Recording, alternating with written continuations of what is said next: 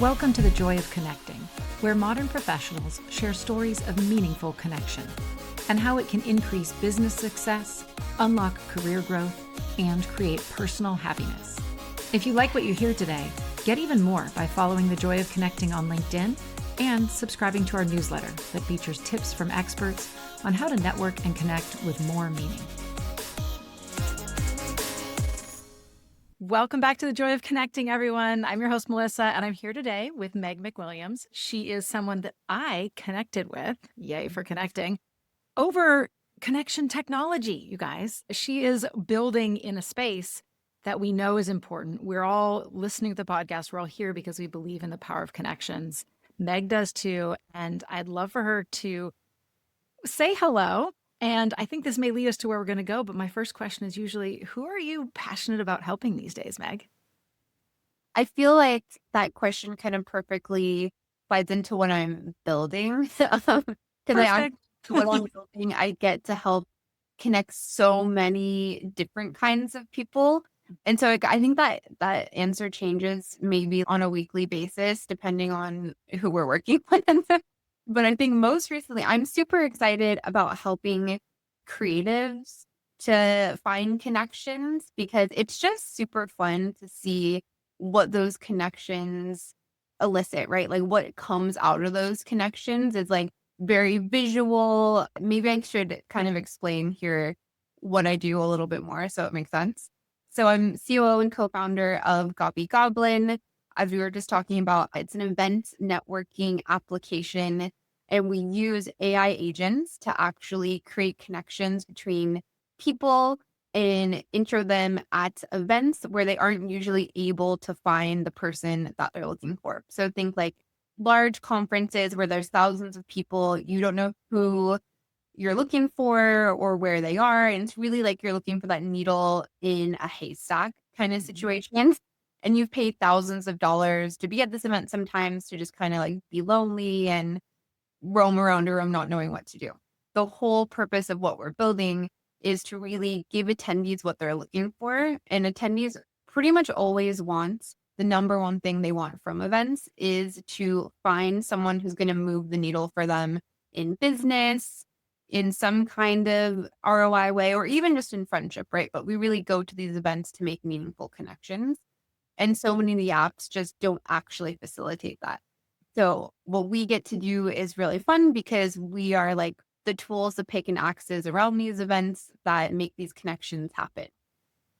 And everyone listening has felt what you just talked about when you go to the event. Even if you're an extrovert like me, I will admit, you still have those moments where you're like, I just going to stand in a corner, see what's going on. And you feel like maybe you missed the person you should have met with, or you didn't go deep enough with someone that, you kind of did that surface, small talk, which never gets anywhere.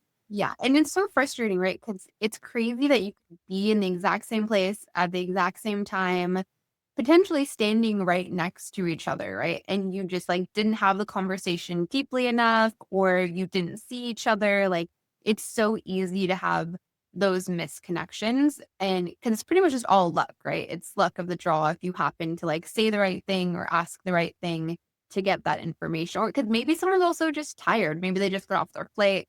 They just got into the conference. It was just the wrong time and they weren't in the right headspace.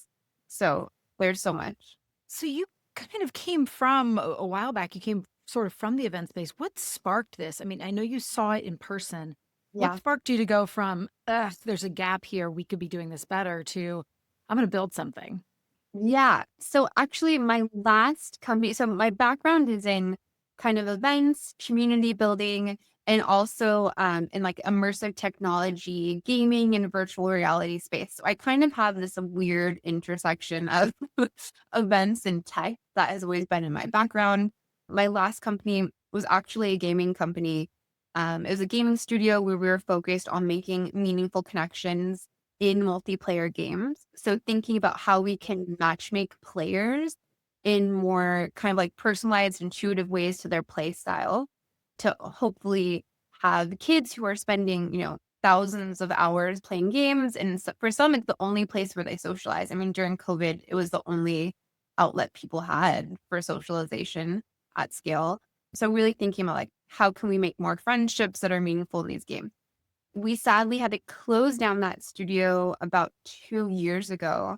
And at that time, we had about 30 people on the team. It was my first company. I don't think it probably gets easier the more companies you have, but for my first company, it was just devastating to have to close it down. And really, the most devastating part was just letting go of the team and the incredible people that we had built, this tribe with. And I really just took it very seriously as like, look, everyone, this is what's going on. These are the kind of tea leaves. We're trying to turn things around. But if we don't, like, we want to be as supportive of everyone as possible. So, like, you should start looking for jobs now. The gaming industry at that time was going through a really big downturn after COVID because everyone was freed from their houses. So it was just a natural downtrend, right? But that didn't mean that it was good for the industry as a whole. So just the job market was kind of a bloodbath. And so I, as a kind of like forward-facing networking person on the team, I was like, how can I help you? Like, can we go to events? Like, let's see how you guys are trying to meet people. How are you matching with people? And so I think myself, I had experienced obviously the kind of pain of networking at these events. But when I saw a bunch of the ways and the tools that people were using that were such a bad ROI on their time and their outcome, and seeing them use all this technology that was really outdated, I Yeah. was like, this just needs to be better. And how can we use the current technology and current tools to kind of scale what I was doing naturally for people and kind of organically for people?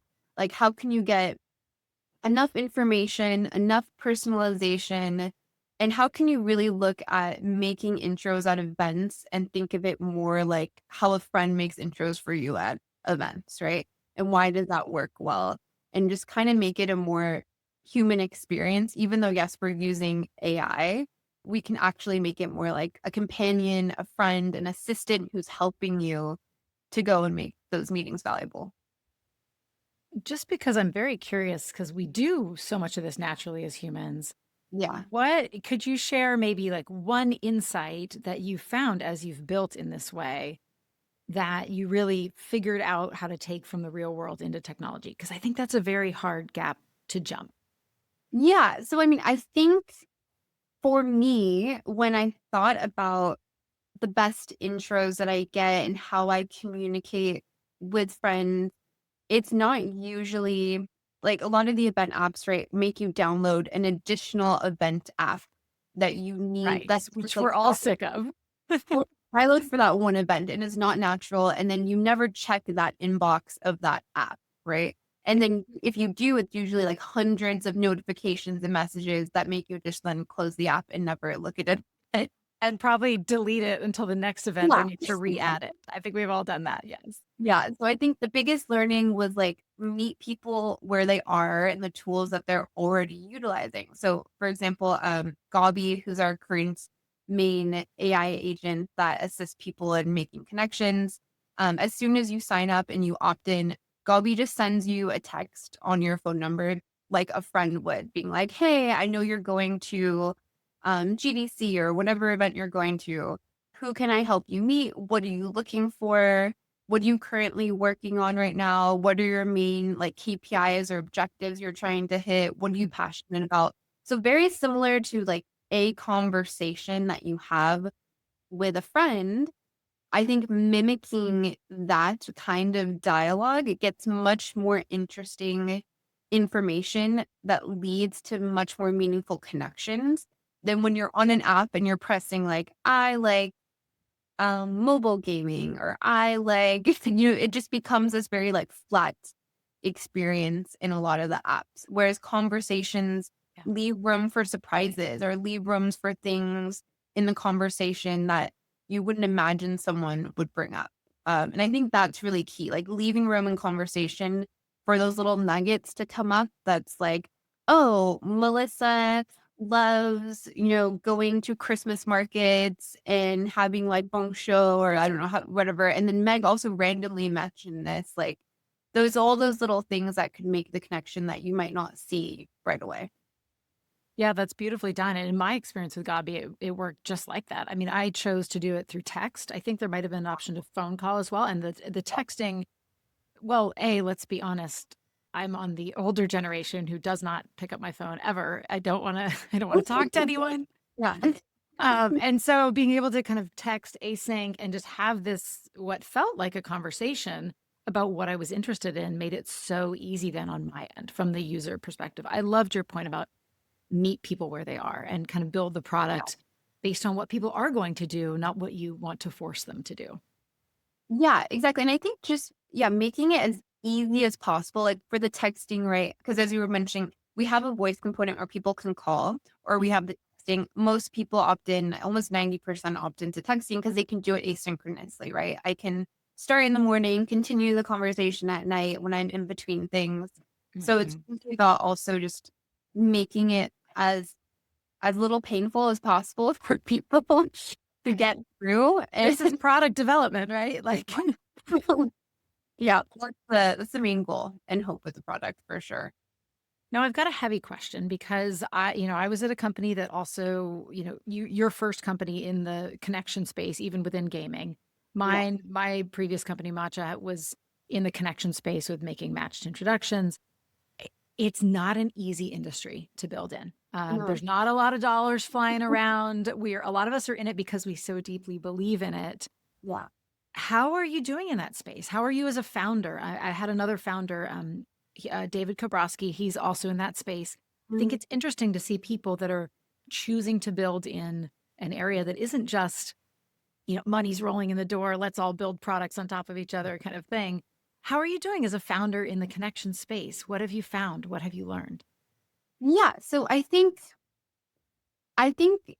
go to market is incredibly, it's like almost the most important thing in this space, right? Because we have seen so many connection apps that I think try to go too broad at first, right? And I think the most important thing for us was how can we solve a problem that people realize is a problem, because there's lots of problems that people don't realize, like they don't recognize them as problems, where people are already spending money and there is an ROI to be had, right? And it's like a clear ROI. And like, I'm spending $1,000 on this ticket. What is the outcome of this? So I think taking that approach and being very specific about the wedge that we enter the market with has been helpful in comparison, I think, to some of the other matchmakers that we're seeing out there. Um, and I also think we are seeing a pretty big shift back to valuing live in-person events because we've been so virtualized, right? Like everything is digital now. You can get anything digitally, you can get music anytime. Like there's so much excess of us being on our computers and devices. And so we're also kind of seeing an uptick back towards live events and people wanting to be together. And so I think that even though, like you're saying, like there might not be this like huge hype around event technology, I think it's coming. Like I think it's gonna be like another big kind of like gold rush moment around events. And if we can be the kind of like pick and access tools that are helping those events be as valuable as possible, um, I think it's good to like do that before the hype is coming. Because then once the hype there, it's like it's too late, right? So always kind of like surfing the wave before it hits. It's I think always a really hard thing to do as a founder because like you're saying too, it's like we all know timing is everything. Like if there's anything I learned with the last company, Pandemic too. Yeah. like, timing is off. Sometimes no matter everything you do, it's just you can't do anything about it. So Well said. And I do think in the connection space, there's also this, in terms of building products and building technology, there's a lot of folks who build for, as you said, the problems they don't know we have. So I might call that the nice yeah. to haves. A lot of Yeah. technology out there. Sure. Yeah. Sounds great. Would love to have that. But do you need it? Because if you're building a product, you've got to build that need. So I love where you're focusing. Yeah. Let me go further into what you're seeing in just the event space, and because I Yeah. agree, we are in a world where people are craving in person. Sometimes it's back to the big things. A lot of intimate, smaller in-person events are Yeah. popular. More just scoped out as someone who loves connection. What are you seeing that is kind of going well for helping people who want to get back into those in-person events? Besides using Gabi, of course, when their events better use Gabi. But outside of that, what else could people be doing to really get the most out of connection at events? Yeah, I mean, wait, so is the question what can people on a personal level be doing or what should organizers be doing? Yeah, let me frame it. What should individuals who are now returning to events and showing up and trying to really build connection the right way, Yeah. what would you tell them as individuals who are trying to connect? Yeah. I mean, oh yeah, using Gabi I think is helpful. But Yeah, also check that box, everybody. I like that. I think definitely looking and seeing at the events and conferences that you're going to, are there any kind of like interactive or more playful programming that you can be a part of? Because I think some of the best connections I've seen, there's a big conference in Vegas for gaming called Dice Summit, and their first day is all interactive. So there's like a go-kart hour, there's like a mini golf hour, there's Magic the Gathering hour. So there's all these like networking game things that you can get involved with. And I always tend to see the most interesting connections kind of come out of those moments when people are doing something together that bonds them, that creates a memory together. So I think that's the way, like, I always try to look out for those if I'm trying to make more meaningful connections with people. I think also, you know, going to the speakers who are most kind of aligned with what you're building, I think can be kind of an obvious one. But then talk really not just trying to talk to the speaker, right? 'Cause I think that's what everyone thinks. They go and they're like, oh, I'm gonna wait around and like harass the speaker afterwards who has 50 people around them. I Yeah. actually think it's better to like go get there early and then try to talk to all the people who are also in the room Mhm. sitting because that's a filter for interest, right? If they're there, they're probably interested in that person for some specific reason. So I like to like get there a little early, talk to people in the room because people are usually like just sitting there waiting, right? So they also have time more or less. So I think that's another good one. Like look at the people in the room as having value, not just the people on stage. So well said. Here's a fun question I often ask a lot of my guests. Well, a lot of times we need those great questions to start the conversation. So you sit down, you're waiting for the speaker to go on. There's two interesting people sitting next to you. Do you have a favorite question that you feel opens up discussion? Yeah, I'm trying to think. What is a question that I ask? I think it kind of depends. I think I switch it up depending on the context and where I'm meeting someone, right? Of To kind course. Yeah. of like riff off of the space. A question I recently asked someone at an event that it was at Dandelion Chocolate, which is here in San Francisco. It's a really amazing chocolate place. It was a chocolate tasting event that I went to, Sounds and the cool. whole space smelled of chocolate. It was amazing. I love I that. asked the person, "What's your favorite smell?" Because I think this in general is a question that like elicits very random answers and memories, and like smell is such a strong sense of memory for us as humans. So it usually leads to longer, interesting kind of conversations that you wouldn't usually have. And I think that's always a good thing is to surprise people with the topic because then it takes them out of autopilot, right? Because if you're just like, oh, Right. how Good are point. you building? It's like very autopilot mode. So I think if you can try to ask something that not the 10 people before you asked, that's kind of the best path. I think that is brilliant. And I like the point about to do that, maybe playing off of your environment. I think those are two really good tips. Ask something kind of out of the box, unexpected, because you don't get the same, what do you do? Oh my Yeah. gosh, no, thank you. Yeah, exactly. Well, as we're getting sort of close to the end, there's a couple questions I was just going to ask you. One of them is, in this world of folks who are listening to podcasts, really love to think about connection and doing it better.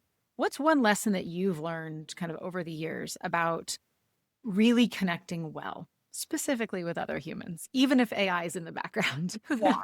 I think the most important thing is to take the long view on connection, not just look at as something that's transactional that you have to get something out of in this exact moment, right? It's building relationships that are going to compound in value over time. I think it's key because I think, we're all under so much pressure to either, I don't know, as a founder, you have to fundraise, you have to get clients, you have to sell. Like there's a lot of pressure for immediate outcomes that I think we can miss really valuable connections that might just be kind of a longer game. So like one of my favorite quotes is play long-term games with long-term people that maybe we've heard before. And so it's like, for me, it's less about always finding the outcome. It's about find the long-term person in the room that you feel like could be a long-term kind of like player in your game of life. And so much will reap from that, right? That you just have no idea, right? It can go in so many different directions and it will really be, I think, a more valuable connection than when you're just looking for like, what can I just get out of this one thing at a time? Well said. Is one of the other questions I love to ask is who, in your experience, has been an inspiration for you when it comes to creating community, thinking about how we build for connection? Who is someone else that you look to? Yeah. So the person who probably pops to mind the quickest is actually the person who introduced us. So Jenny K. Pollock, who is the leader of Women XAI, which is this incredible community here in the Bay Area. There also is a global component to it. Community spans the US and Europe and everywhere.